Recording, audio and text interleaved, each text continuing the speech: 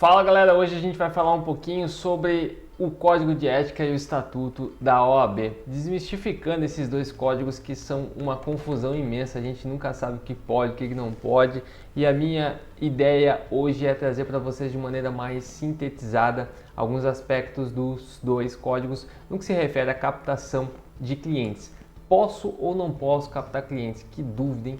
Que dúvida cruel, que a gente acaba aprendendo de um jeito e não necessariamente esse jeito está certo. Vamos descobrir aqui agora se a gente pode ou não pode captar clientes. O que diz o Código de Ética e Disciplina da OAB? Começando ali pelo artigo 5º, o artigo 5º fala que o exercício da advocacia é incompatível com qualquer procedimento de mercantilização.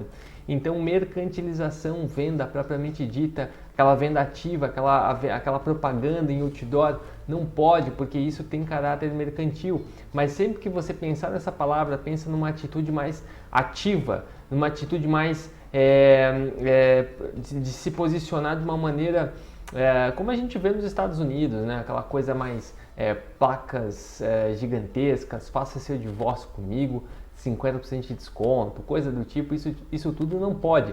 O intuito da lei, gente, é exatamente isso, é afastar essa mercantilização, é afastar essa bagunça que nos Estados Unidos acaba gerando, né? Lá você tem propaganda para tudo que é lado de advogado, né? Então imagina as grandes corporações no Brasil, os grandes escritórios, o quanto que eles assumiriam de espaço, né? Não teria espaço para nós, para os pequenos, para aqueles que estão no início da faculdade, no início da carreira da advocacia propriamente dita, como é que esse pessoal se posicionaria, né? Então, eu acho isso muito importante, afastar essa mercantilização. E lá no artigo 7º, ele fala que é vedado o oferecimento de serviços profissionais que impliquem direta ou indiretamente inculcação ou captação de clientela. Vem cá, olha só. Olha esse aspecto. Ele fala que você não pode... a leitura que nós fazemos na faculdade, aquela coisa mais por cima, é que é vedado captação de clientela. Né? A leitura é essa, né? É vedado captação de clientela. É vedado captação... Mas não é isso. Não é isso. É vedado o quê? O oferecimento de serviços que impliquem captação de clientela. É isso que está proibido pelo nosso Código de Ética. Afinal de contas, veja, pela ótica de um negócio, pela ótica de um negócio que visa lucro. No escritório de advocacia visa lucro, evidentemente, porque tem que sobreviver. Não é como uma fundação, uma associação que não tem essa finalidade de lucro, mas nós temos finalidade de lucro. Imagina se nós não pudéssemos efetivamente prospectar, ter nossos clientes, buscar clientes. Mas esse buscar clientes tem que ser nos limites do nosso Código de Ética. Nós não podemos em momento algum afrontar esses limites. Então é esses limites que acabam causando um certo dissabor, uma certa confusão entre os advogados. Lá no artigo 28, ele complementa dizendo que o advogado pode anunciar os seus serviços profissionais, individual ou coletivamente, sempre com discrição e moderação, para finalidade exclusivamente informativa, vedada a divulgação em conjunto com outra atividade.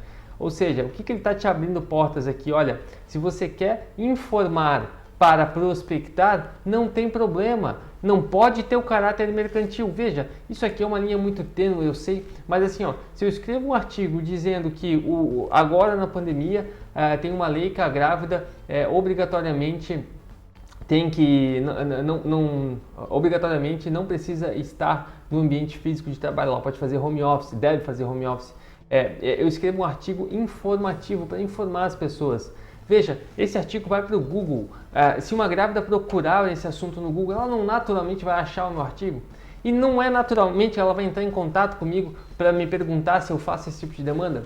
Isso é uma prospecção, mas é uma prospecção lícita, dentro dos limites do Código de Ética. Então, isso que é importante ressalvar para você que está aí preocupado com a questão da captação, se pode ou se não pode. Claro, você tem que respeitar os limites. Se você não respeitar os limites, você incorre num sério risco de você sofrer uma sanção, uma representação. Mas se você respeita os limites do Código de Ética, você não precisa se preocupar. Então você só precisa entender que, ponto-chave, ponto crucial, pode prospectar? Pode, mas claro, sem mercantilização. E outro ponto-chave também, eu posso prospectar sem mercantilização, mas nos limites do código de ética. Mas tenha em mente essa ideia. Advogado vende, advogado tem que vender. Naturalmente, o advogado tem que vender.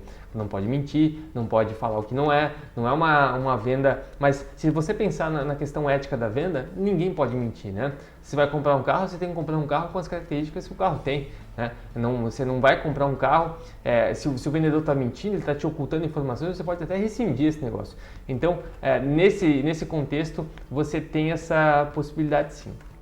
E lá na Lei 8.906, ela fala que valer-se de agenciador de causas mediante participação nos honorários constitui infração ética disciplinar. Angariar ou captar causas com ou sem intervenção de terceiros. É isso que dá medo. Angariar ou captar causas é passível de penalidade. Angariar ou captar causas, em que sentido? Nesse sentido, nesse aspecto de você tomar uma atitude ativa e oferecer. Eu vou começar a distribuir um panfleto meu dizendo que eu faço ação da FGTS, eu posso fazer isso? É claro que não, eu não posso fazer isso, isso é um limite. Mas dentro desse contexto, se eu faço uma prospecção ativa nesse sentido, o que vai acontecer comigo? Eu vou sofrer uma infração, uma representação e vou sofrer uma penalidade, previsto lá na Lei 8.906. Então, quando você pensa nesses termos, captar, prospectar, são termos que têm uma conotação forte e que causam esse receio. Mas você precisa separar essas questões para que você não incorra num anonimato sem que seja necessário você ficar tão escondido assim.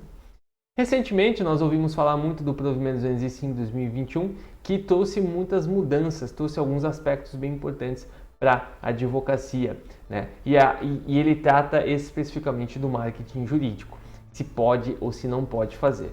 Longe de querer ler todo o provimento, eu trouxe só alguns artigos para melhor elucidar essa questão do Provimento 205 de 2021. Primeiro ponto é que ele traz no artigo 1º que é permitido marketing, né, jurídico, desde que exercido de forma compatível com os preceitos éticos e respeitados os limites impostos pela advocacia. Então vem cá, se pode marketing jurídico, esse marketing jurídico de caráter informativo, ele não vai te atrair clientes? Isso não é prospectar? É claro que é, mas não é aquele aspecto da lei que a lei traz como uma proibição. Mas o termo aqui é atrair clientes, você de alguma forma tem que atrair clientes para o teu escritório de advocacia. No parágrafo 1º ele fala que as informações veiculadas deverão ser objetivas, verdadeiras, exclusiva responsabilidade das pessoas físicas identificadas, quando envolver pessoa jurídica dos sócios, administradores, responderão pelos excetos na OAB, sem excluir a participação de outros inscritos, né, para que ela tenha um concorrido. No parágrafo 2º fala que sempre que solicitado pelos órgãos competentes para a fiscalização da OAB, as pessoas indicadas no parágrafo anterior deverão comprovar a veracidade das informações. Então, se eu for acionado por uma informação que eu disse, mas que não é verdadeira, eu posso ainda assim responder, por mais que eu tenha trazido uma informação, um conteúdo de cunho informativo. Eu tenho que trazer um conteúdo verdadeiro, uma informação verdadeira, né? Eu não posso mentir. Lá no artigo 3º do provimento ele fala que a publicidade profissional deve ter caráter meramente informativo e primar pela discrição e sobriedade, não podendo configurar captação de clientela ou mercantilização da profissão. Vem cá, um ponto importante, um ponto crucial, que a OAB não alinha, não escreve para a advocacia, ela escreve para travar a advocacia. No meu ponto de vista, você observando, fazendo a leitura aqui do artigo 3º, o que você entende? Não posso captar, não posso captar. É isso que você vê a todo momento no código, não pode captar, não pode captar, não pode captar. É isso que você vê a todo momento, mas eu preciso que você compreenda essa diferença precípua entre essas duas linhas de raciocínio. É proibido captar de maneira ativa, é proibido prospectar de maneira a entender isso como uma forma de mercantilização da profissão. Agora, veja, volto a dizer, a publicidade profissional deve ter caráter informativo. Eu vou lá e informo que a grávida tem que fazer home office, né? Informei, fiz isso, fiz o marketing jurídico, fiz uma arte bonitinha, postei lá. Fiz esse post patrocinado lá e esse post de caráter informativo vinculou em todo o território nacional. Através disso, pessoas entraram em contato comigo. Eu captei ou eu não captei clientes? Eu captei, mas eu fui contra o código de ética? Não. Por quê? Porque por mais que eu tenha captado, a minha informação, ela não configurava a captação de clientela, eu não tinha esse intuito. Isso é indireto. Por isso que eu falo que a captação, ela é necessária sim para a advocacia, mas você utiliza dos meios legais dentro dos limites do código de ética. E se você faz isso, você não precisa se preocupar. Olha lá, sendo vedadas as seguintes condutas, né? Referência direta ou indireta a valores de honorários, você não pode falar valores de honorários, evidentemente, forma de pagamento, gratuidade ou descontos, divulgação de informações que possam induzir a erro, né? Então você tem que trazer uma informação, um conteúdo de cunho informativo qualificado, bem completo para não induzir a erro.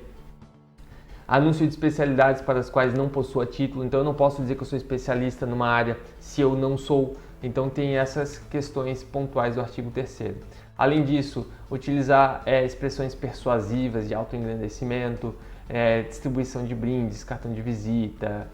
Depois, no parágrafo 1º, ele traz que entende-se por publicidade profissional sóbria, discreta e informativa a divulgação que, sem ostentação, torna público o perfil profissional e as informações atinentes ao exercício profissional, conforme estabelecido pelo parágrafo 1º do artigo 44 do Código de Ética e Disciplina, sendo, vamos puxar aqui para cima só para não atrapalhar a leitura, sendo vedada a promoção pessoal.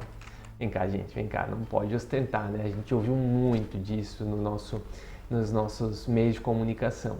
Não pode ostentar, não pode ostentar. Outro termo muito genérico que vai trazer muita confusão. Se o advogado absorver que não pode ostentar, como absorver o que não pode captar, a gente para de fazer qualquer postagem no Instagram, né? Eu nunca fiz qualquer tipo de postagem de cunho, um cunho que ostentasse, algo nesse sentido, mas esse termo ele é muito genérico, muito subjetivo. O que é ostentar, né? Ostentar é mostrar o carro, é mostrar a casa, é mostrar a moto, é mostrar o escritório, ou é falar que ganhou uma ação de 500 mil. O que é ostentar? Aqui tem um aspecto de subjetividade enorme, né?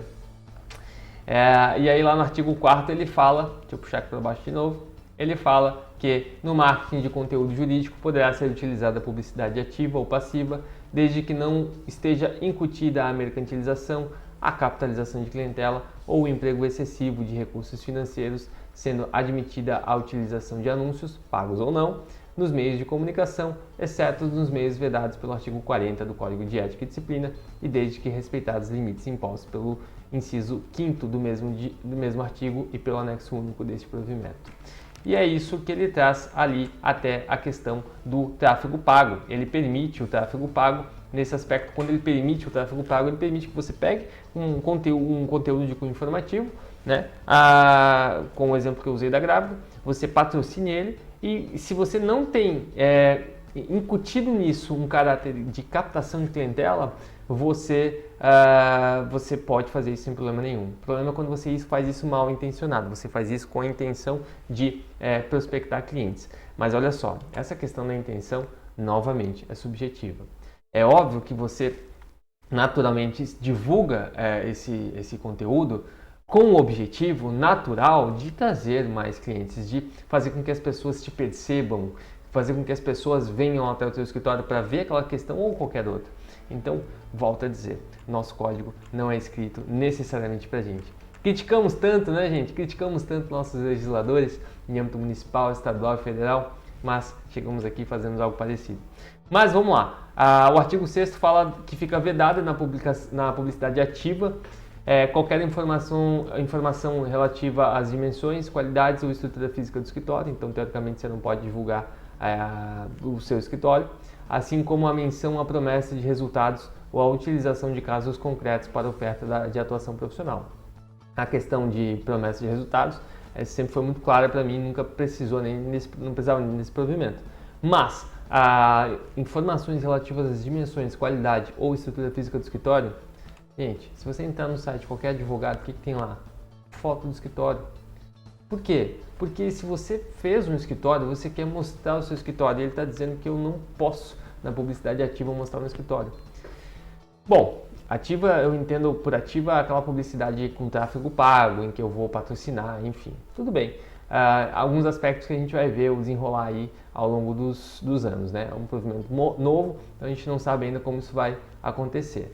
E no fim, que fica vedado ali em qualquer publicidade a ostentação de bens relativos ao exercício ou não da profissão, como o uso de veículos, viagens, hospedagens e bens de consumo, bem como a menção a promessas de resultados ou a utilização de casos concretos para a oferta de atuação profissional. Então, se você estiver indo para um hotel às custas do seu cliente, por favor, não tirar foto. Se você estiver com um carro fora do comum, não tire foto. Você só pode tirar foto agora se você tiver um carro popular. Brincadeiras à parte, é uma provocação no sentido de mostrar para você que esse provimento tem muito o que se falar ainda, né? Nós temos muitos aspectos que deverão e serão analisados, mas enquanto isso nós só podemos fazer uma sintetização do que diz a lei. O que importa para o assunto de hoje é captação de clientela, pode ou não, né? Se a captação de clientela for proibida, naturalmente a advocacia por si só ela dificilmente existirá, né? Porque imagina você acabou de se formar e você não pode fazer absolutamente nada. Você só tem que esperar as pessoas que estão à sua volta saberem que você é advogado. A dificuldade que você vai ter, né? Então nesse aspecto você pode sim, só que você tem que respeitar os limites. E é claro que o código traz muito essa questão da publicidade, da captação como algo proibido.